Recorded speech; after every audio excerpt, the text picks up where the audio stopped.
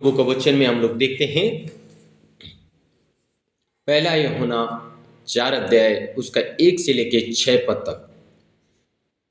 और यहां पे लिखा है आत्माओं को परखना।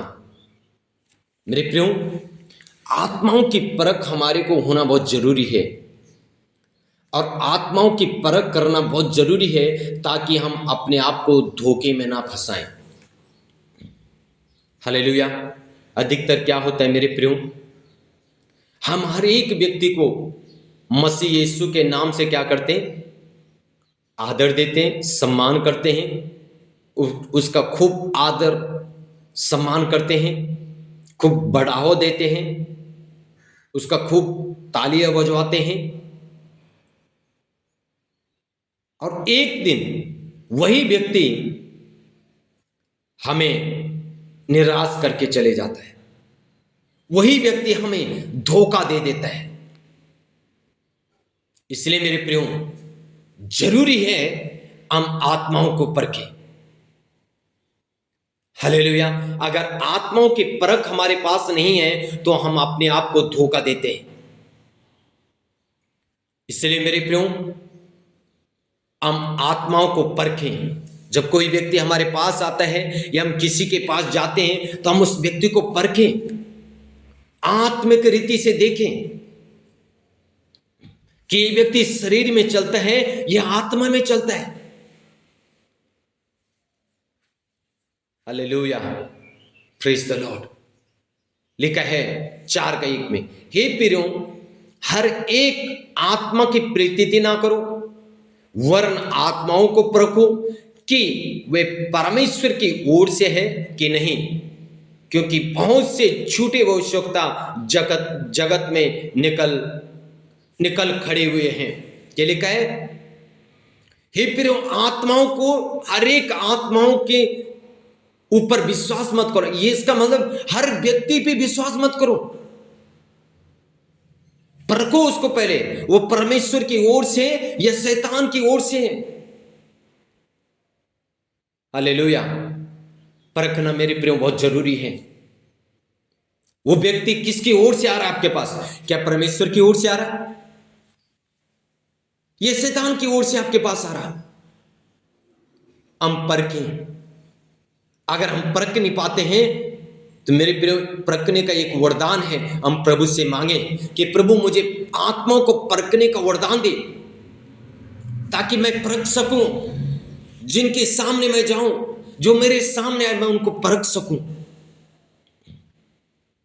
बहुत से झूठे भविष्यवक्ता खड़े हो गए हैं जगत में, बहुत से झूठे हो मेरे प्रियो, जब ये झूठे हो सकता खड़े हो गए और हम परखेंगे नहीं तो हम अपने आप को धोखा देंगे। और फिर एक दिन हम कहेंगे, अरे उसने तो बोला था मैं पास्टर हूं, उसने कहा मैं अच्छा विश्वासी हूं, उसने कहा मैं प्रार्थना योद्धा हूं, मैं अच्छा 40 दिन का उपवास रखता हूं, मैं तो ये करता हूं वो करता हूं। और हम बातों में विश्वास कर लिया और विश्वास करने के बाद एक दिन हम अपने आप को धोखे में पड़ जाते हैं। मेरे प्रियो, आत्माओं को परखें। क्या उस व्यक्ति के जीवन में 40 दिन उपवास किया, क्या उसके शब्दों में कुछ पावर है? 40 दिन उपवास किया, 3-3 घंटा प्रार्थना करता है, क्या उसकी बातों में सत्य है? सत्य की बातें हैं, वचन की बातें हैं। हालेलुया। हम परखे मेरे प्रियो। लिखा है 2 पद में, परमेश्वर का आत्मा तुम इस रीति से पहचान सकते हो, जो आत्मा मान लेते हैं कि यीशु मसीह शरीर में होकर आया वो परमेश्वर की ओर से है।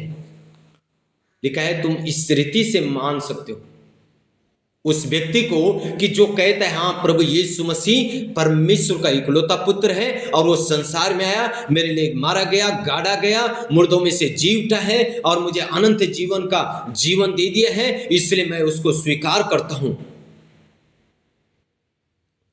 बहुत सारे भविष्यवक्ता केवल पवित्र आत्मा पे फोकस देते हैं।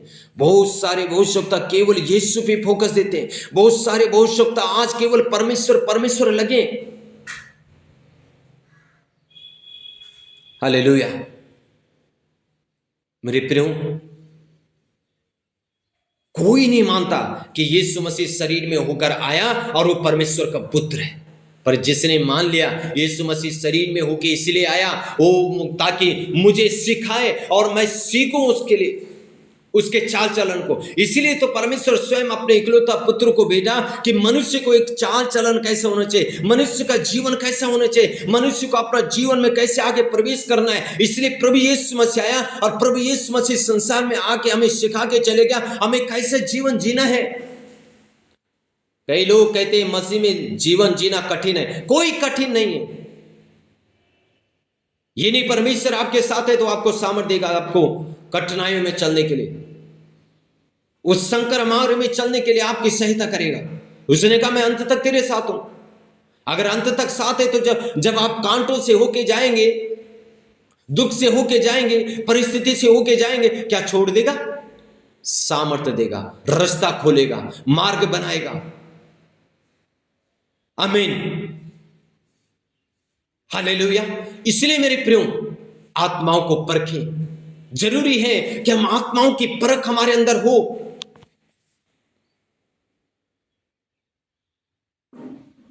यीशु मसीह संसार में आए मेरे प्रियो और हमें सिखा के गया कि हम एक संसार में शारीरिक रूप से कैसे जीवन व्यतीत करें।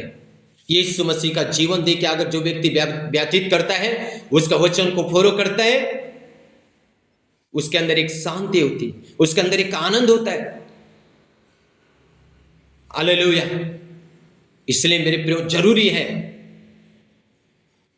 हम आत्माओं को परखें, नहीं तो बहुत सारे झूठे भविष्यवक्ता हैं आज। हालेलुया, बहुत सारे झूठे भविष्यवक्ता हैं और इन झूठे भविष्यवक्ताओं से, झूठे विश्वासियों से, झूठे पासवानों से हम कैसे बचें? उनको परखें हम। क्या वाक्य में वो परमेश्वर का वचन पे चलने वाला व्यक्ति है? क्या वाक्य में परमेश्वर का वचन है उस व्यक्ति के अंदर? हालेलुया। परखे मेरे प्रियो, जरूरी है। अगर हम नहीं परखते हैं तो हम अपने आप को धोखा देते हैं। कई विश्वासी भाई बहन धोखा खा जाते हैं, यहां तक कि कईयों को ठोकर लग जाती है, कहीं तो प्रभु को भी छोड़ देते हैं, क्योंकि परख ना होने के कारण। हम परखे हर भाई बहन को जो मसीह यीशु के नाम से हमारे पास आता, हम उनको परखें, या हम उनके पास जाएं, हम उनको परखें। जिसकी हम तारीफ करते हैं, जिसको हम बढ़वा देते हैं, वही व्यक्ति एक दिन हमारी बुराई करता है, हमारी निंदा करता है, चुगली करता है। वही व्यक्ति हमें धोखा देके चले जाता है, फिर बाद में हमें पछताना पड़ता है। इसलिए मेरे प्रियो, बाद में पछताने से पहले जरूरी है कि हम आत्माओं को परखें। आमीन। सो के गॉड ब्लेस यू ऑल। जरूरी है हम हर एक व्यक्ति को परखें। मैंने कहा एक ऐसा वरदान है, प्रभु ने कहा आत्माओं को परखो। हम उस वरदान को मांगें ताकि हमारे अंदर वह आत्मा का परख हो, हम हर एक जन को पहचान सकें। सर्वशक्ति महान प्रभु परमेश्वर, हम प्रार्थना करते यीशु मसीह के नाम में पिता, आपका बेटा और बेटी प्रभु रीखाला होडगा नमः शबा बाबा बाबा, प्रभु अपने आप को झूठे भविष्यवक्ताओं से बचाने के लिए प्रभु हम प्रार्थना करते मेरे स्वामी रीगा राधी नामा तोरी लाबा शबा बाबा बाबा, आत्मा की परख का वरदान दे दे मेरे प्रभु।